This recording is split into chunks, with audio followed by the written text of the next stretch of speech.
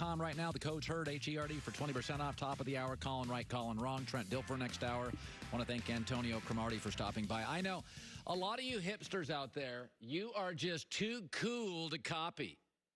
I'm above borrowing. I do not steal. But there's an old saying, if you steal from one person, you're a thief. But if you steal from everybody, it's just called research. The smartest, most successful people I've ever met are not trying to be unique.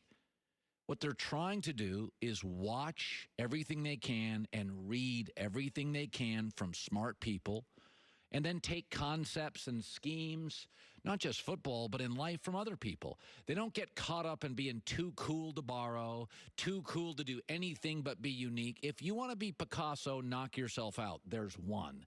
But there's a lot of stuff out there to borrow from other smart people. Kyle Shanahan is the best young coach in football, not Sean McVay, and he has borrowed a lot from his pops, Mike Shanahan. The Niners do remind me of some of those Shanahan-Denver teams. Good offensive, defensive line. Don't spend a fortune on running backs, plenty available. Be intense, but pro player. Have a capable, very good quarterback, but don't be beholden, and sometimes take the ball out of his hand for long stretches. Mike Shanahan made a lot of no-name running backs household names in America in Denver, and Kyle Shanahan's doing it too.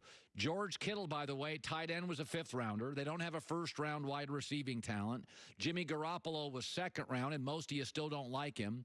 Raheem Mostert, the running back, is on his seventh team. Tevin Coleman was a third-round guy. Copy success. Borrow stuff.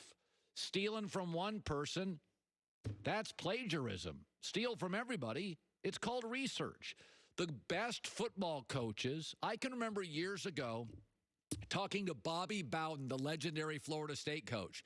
He goes, I come home after we win, and he goes, you know, I get an iced tea, and I get in my lounge recliner, and I watch Oregon football. He goes, oh, they got so many clever plays out there. He goes, I know the other coaches are gone to bed, and I'm out there stealing plays from them. And I'm like, of course you are. It's okay. Don't be too proud to borrow. Don't be too cool to say, you know, that's somebody else. She figured it out before I did. He figured it out before I did. I'm going to implement this stuff and then put my own little wrinkle on it. Kyle Shanahan reminds me so much of his dad. Of course, DNA shared. Of course, they would. But their styles are very, very similar with modern wrinkles, and I love it. By the way, this is an interesting Super Bowl. This is the Super Bowl I wanted. I picked San Francisco to win and cover the spread.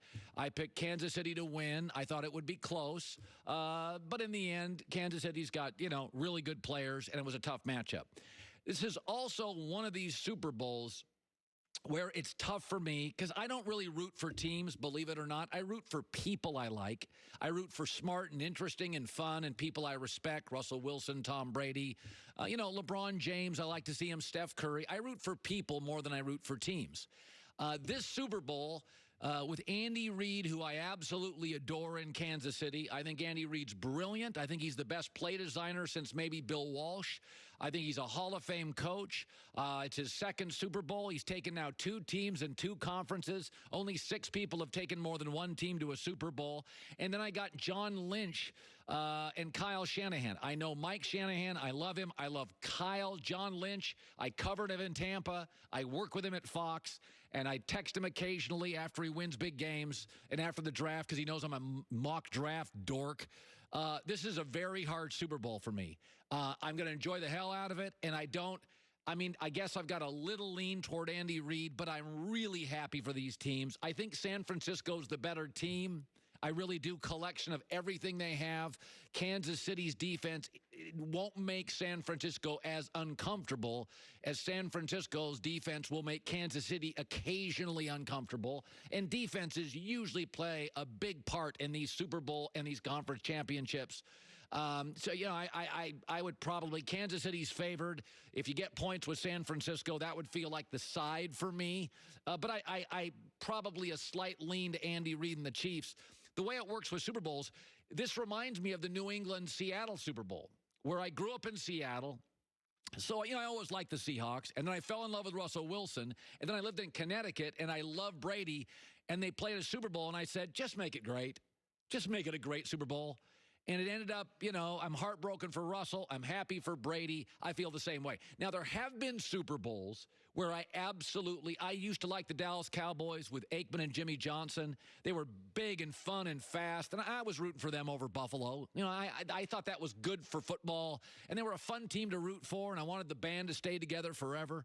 Cowboys was one of the last teams I felt like a fan sometimes. They were so big and over the top and explosive and dynamic, and I liked the coach and the quarterback and Michael Irvin and Emmett, and I liked everything. Jerry was young and funny and full of vinegar. And then I did root for New England when they were 18-0 against the New York Giants because I was rooting for history. Nothing against the Miami Dolphins in 1972, but I was like, you know what? That team was kind of the no-name defense. Bob Greasy, Paul Warfield, Mercury Morris. It was okay, but I was looking at history. I think it was in Glendale, Arizona. I was like, I want to see history. You know what I mean? I like no-hitters. I like holes in one. I like Tiger winning and then coming back. I like history. So, and the New York Giants had Super Bowls. It's not like they'd never had one. They weren't Jacksonville. They weren't Cincinnati or Cleveland. I was like, Giants have had their fun. I also kind of rooted for Arizona over the Pittsburgh Steelers because I figured Pittsburgh's got them. They'll be there again. This is a one-off for Kurt Warner. It was easy to root for them. I also rooted for Peyton Manning over Rex Grossman and the Bears. Nothing against Chicago, but I felt like Peyton Manning at that point didn't have a Super Bowl. I was like, okay, give this guy a Super Bowl. Give Peyton Manning a Super Bowl. By and large, most of them I don't care. This one, I care passionately about both. So it'll be a very interesting Sunday for me in Miami, and I can't wait. I feel like we all won this weekend. Calling right, calling wrong next.